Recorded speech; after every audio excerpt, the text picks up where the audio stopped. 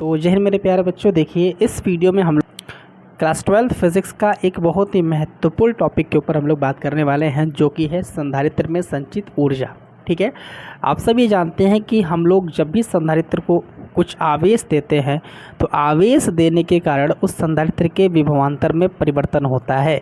ठीक है, और जितना जिस अनुपात में हम आवेश देते हैं उतना ही अनुपात में क्या होता है, विभवांतर में वृद्धि होती है। तो इसी शब्द को मैं यहाँ पर कह सकता हूँ कि भैया आप जितना आवेश देंगे किसी चालक को विभवांतर में उतना परिवर्तन होगा। यानी कि कह सकते हैं कि Q डायरेक्टली प्रोपोर्शनल होता है किस चीज़ के, V के। किसके? Q डायरेक्टली प्रोपोर्शनल होता है V के।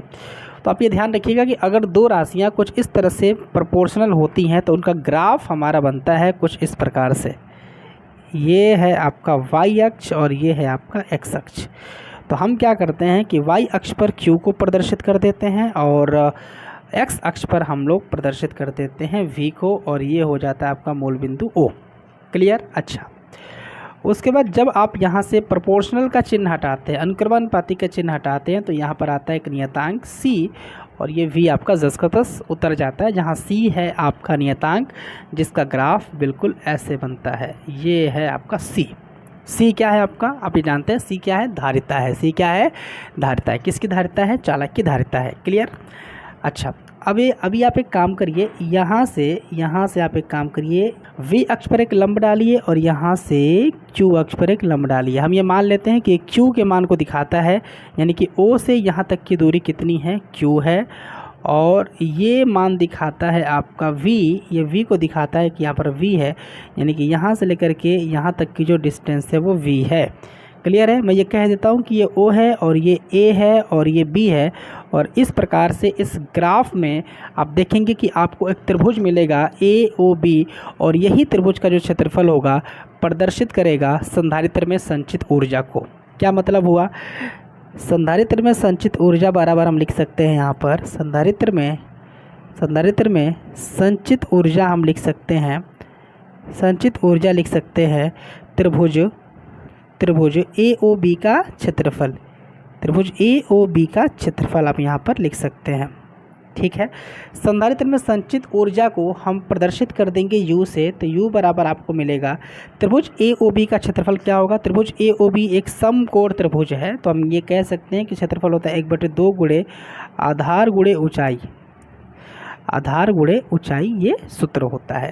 तो आपको मिलेगा U बराबर में 1/2। आधार कितना है इस त्रिभुज का, आधार कितना है, यहाँ से लेकर यहाँ तक की दूरी V हो जाती है, और ऊंचाई कितनी है, तो ऊंचाई है यहाँ से लेकर यहाँ तक ऊंचाई U हो जाता है, Q नहीं Q। तो आपको मिलेगा यहाँ से सूत्र U बराबर 1/2 Q इंटू V।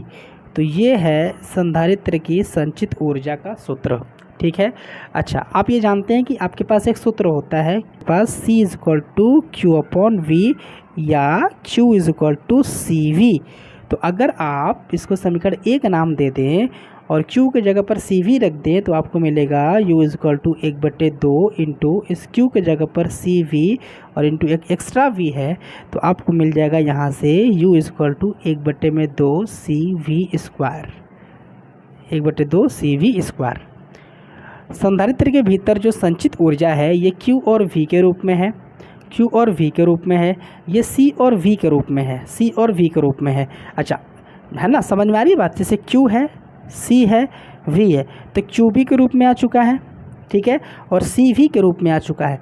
अब आपको चाहिए Q और C के रूप में, Q और C के रूप में चाहिए तो V को हटाना पड़ेगा यहाँ से। V को अगर आप यहाँ से हटा देते हैं तो आपको Q और C के रूप में भी एक सूत्र मिल जाएगा। अच्छा, तो आप C को हटाने के लिए क्या करेंगे, है ना, Q और C के रूप में चाहिए तो V को हटाइए।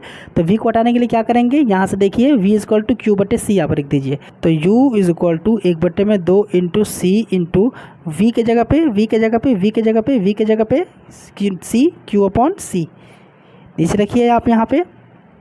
तो स्क्वायर तो यहाँ पर स्क्वायर करेंगे तो आपको मिलेगा U = 1/2 into C into Q का स्क्वायर अपॉन में C का स्क्वायर, एक C कट जाएगा, और आपको मिलेगा U = 1/2 Q² अपॉन में C।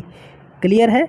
तो संधारित्र के भीतर जो संचित ऊर्जा है यहाँ पर आपको प्राप्त हुआ Q और V के रूप में, आवेश और V यानी कि विभवांतर के रूप में, यहाँ पर संधारित्र की धारिता और विभवांतर के रूप में, और यहाँ पर आवेश और धारिता के रूप में। तो इस प्रकार से आप संधारित्र के भीतर जो संचित ऊर्जा है, जो आवेश देने से संचित हुई है, उसका मान आप निकाल सकते हैं। ठीक है, ये सबसे आसान तरीका है, ग्राफ बना करके आप फार्मूला डिराइव कर सकते हैं। तो मुझे उम्मीद है कि वीडियो आपको पसंद आया होगा और समझ में भी आया होगा। अगर वीडियो पसंद आए तो प्लीज़ वीडियो को लाइक करिएगा और चैनल को भी सब्सक्राइब कर दीजिएगा। यहाँ पर मोटी मोटी बात यह है कि आपको ग्राफ बनाना आना चाहिए। ग्राफ आपने बनाया, और हमने यहाँ पर कोई बहुत डीपली में नहीं हमने किया। कोई भी लड़का है अगर उसको बहुत ज़्यादा नॉलेज भी नहीं है तो वो इस डेरिवेशन को आराम से कर सकता है। ठीक है, ग्राफ बनाइए। ग्राफ में एक चीज़ ध्यान रखिएगा कि QV ग्राफ में जो आपका त्रिभुज का क्षेत्रफल बनेगा वो प्रदर्शित करेगा संधारित्र में संचित ऊर्जा को। आप यहाँ तक आइए, यहाँ तक आने के बाद सूत्र आप रख दीजिए Q की जगह पर CV, तो आप यहाँ तक आ जाएंगे। अगर आप सिर्फ इतना भी अगर ड्राइव कर लेते हैं तो बस आपका काम बन जाएगा।